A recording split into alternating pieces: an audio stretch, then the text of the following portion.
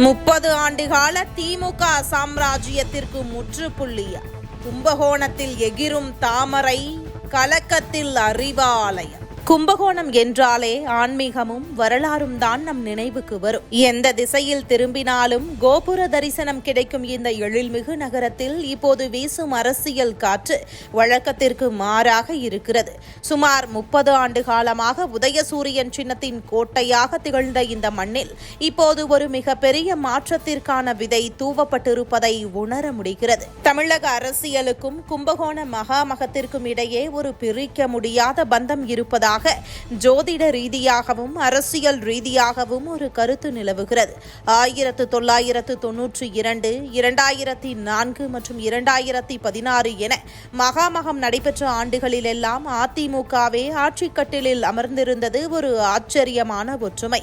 அதே வரிசையில் 2028 ஆண்டு வரவிருக்கும் மகாமகத்தின் போதும் உங்கள் சத்யாவின் full moon sale up to 70% தள்ளுபடி. ஏசி விலை 2ஆம் தேதி முதல் 15% வரை உயர்கின்றது. இப்போது ஏசி வாங்கி பணத்தை சேமியுங்கள். எடப்பாடி பழனிசாமி தலைமையிலான அதிமுகவே ஆட்சி அமைக்கும் என்கின்ற எதிர்பார்ப்பு ஒருபுறம் வலுத்து வருகிறது. மேலும் கருத்து கணிப்புகளும் இதைத்தான் பிரதிபலிக்கிறது. அதே சமயம் கும்பகோணம் தொகுதியில் நிலவி வரும் தேர்தல் கணிப்புகள் ஆளும் கட்சியினரை பெரும் அதிர்ச்சிக்கு உள்ளாக்கியுள்ளன. தமிழ் மாநில காங்கிரஸ் சார்பில் அசோக்குமார் அவர்கள் தாமரை சின்னத்தில் போட்டியிட்டு வெற்றி பெறுவார் என்ற பேச்சுக்கள் தொகுதி முழுவதும் பரவலாக ஒலிக்கின்றன. இதற்கு மிக முக்கியமான காரணமாக பார்க்கப்படுவது நீண்ட காலமாக திமுகவிற்கு ஆதரவாக இருந்த ஒரு குறிப்பிட்ட சமூகத்தினரின் வாக்குகள் இப்போது திசை மாற தொடங்கி இருப்பதுதான். குறிப்பாக பிராமண சமூக மக்கள் திமுகவின் கொள்கைகளோடு முரண்பட்டாலும் உள்ளூர் அளவில் நிலவி வந்த இணக்கமான சூழலால் அக்கட்சியை ஆதரித்து வந்தனர். ஆனால் கடந்த 5 ஆண்டுகளில் திமுகவின் முக்கிய தலைவர்கள் இந்து மத மற்றும் சனாதன தர்மம் குறித்து பேசிய சர்ச்சைக்குரிய கருத்துக்கள் அந்த நம்பிக்கையை சிதைத்துள்ளன.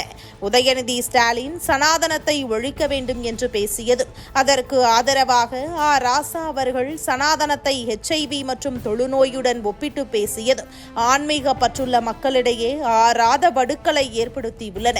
குறிப்பாக இந்துவாக இருக்கும் வரை நீங்கள் சூத்திரர் என்று ராசா பேசியதும் பொன்முடி அவர்கள் மத சின்னங்களை கொச்சைப்படுத்தியதும் சாதாரண பக்தர்களின் மனதை வெகுவாக புண்படுத்தியுள்ளது. இத்தகைய பேச்சுக்கள் தெய்வீகத்தையும் தேசத்தையும் இரு கண்களாக கருதும் கும்பகோணம் தொகுதி மக்களிடையே ஒரு தற்காப்பு உணர்வை ஏற்படுத்தியுள்ளது. இதன் விளைவாக வரும் தேர்தலில் மான உணர்வுள்ள இந்துக்கள் அனைவரும் ஒன்றிணைந்து ஆன்மீகத்தையும் கலாச்சாரத்தையும் மதிக்கக்கூடிய ஒரு மாற்றத்தை நோக்கி தங்களது வாக்குகளை செலுத்த தயாராகி வருவதாக தெரிகிறது. கும்பகோணத்தின் இந்த அரசியல் மாற்றம் ஒட்டுமொத்த தமிழக அரசியலும் ஒரு புதிய அலையை உருவாக்கும் என்பதில் ஐயம் இல்லை.